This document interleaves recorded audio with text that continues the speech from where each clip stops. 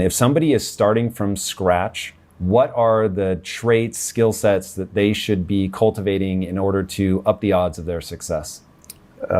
They should focus on one thing in general, rather than lots of different things that you're not sure about. Because if you're starting out, everything looks like an opportunity. So the correct answer is all of them are opportunities, but all of them won't work unless you pick one, right? And so you have to say no to all the other mistresses. So boom, you pick one.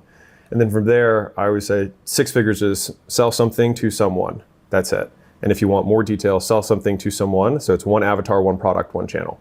So you don't have to figure out, how do I create 20 pieces of content across? It's like, just pick one channel, one media source, whether it's Facebook, Instagram, YouTube, whatever, Twitter.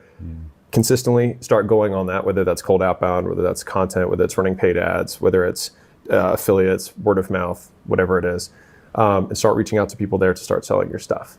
And so if you can just do that consistently, and I use something, all right. What's the skill set that's going to make somebody good? And this is 6 figures still. Yeah. So what's the skill set in that? Is it getting good at the outbound? Is it getting good at saying no to the other stuff? Like, how do we translate that into a skill set?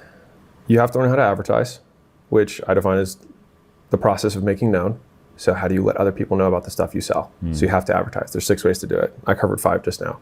So there's 6 ways you can do it. And then once people engage with whatever advertisement you have to sell them. So advertising is the first skill, selling them is the second skill. And Makes then sense. Product would be the third skill, which is the thing that you're ultimately advertising and selling. Okay, so that gets us 6 figures. What gets us 7? Doing the same thing consistently.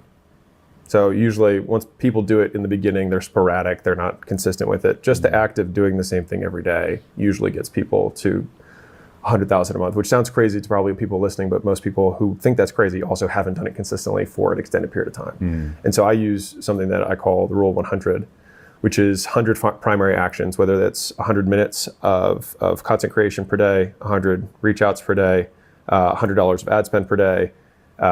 Like you have to pick one of them, but 100 per day, and you do that for 100 days, and I promise you you'll be making 6 figures if you do that. Most people won't.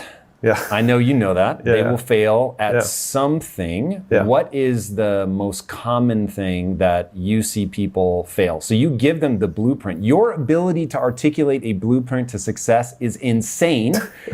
Legitimately insane, dude. So I'm going to make a prediction right now. 5 years from now, in this space, you will be one of the biggest people on social media, 100% guaranteed. YouTube, podcast, whatever, because your advice is real. And I said, I was about to tell you something, and I said, I'm going to say it on camera. And I will tell you right now, I judge everybody that comes on this show by when I'm doing the research to bring you on, which is a way bigger time investment than the interview itself. Did I actually learn something? Did I move forward? Did I enjoy myself? Dude, it was awesome. Researching you was awesome. It was good for the business. It was good for the soul, good for the mindset, everything. So this is going to be incredible. But where do people fall down? Because most people, even knowing how articulate you are and know that people are still going to fail is crazy. And I know that most people are going to fail. So where do people really struggle in that equation? I think it's fear, mostly. I know that's not a skill, but I think it's a character trait. And so people are afraid of not getting validated, or they're afraid of judgment that they perceive from other people that exist or don't exist in their lives.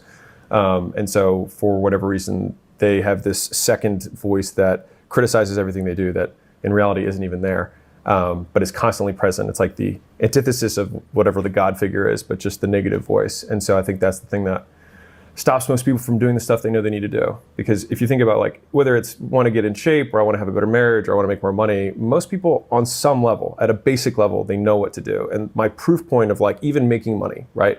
Most of us have had a bill that came up that was unexpected, a tax bill, a car breaks down, a health thing, whatever it is, and we find a way. And so when it's for someone else, people use the actual resourcefulness that they have to make the money, but for whatever reason, they won't use that same resourcefulness to make it for themselves.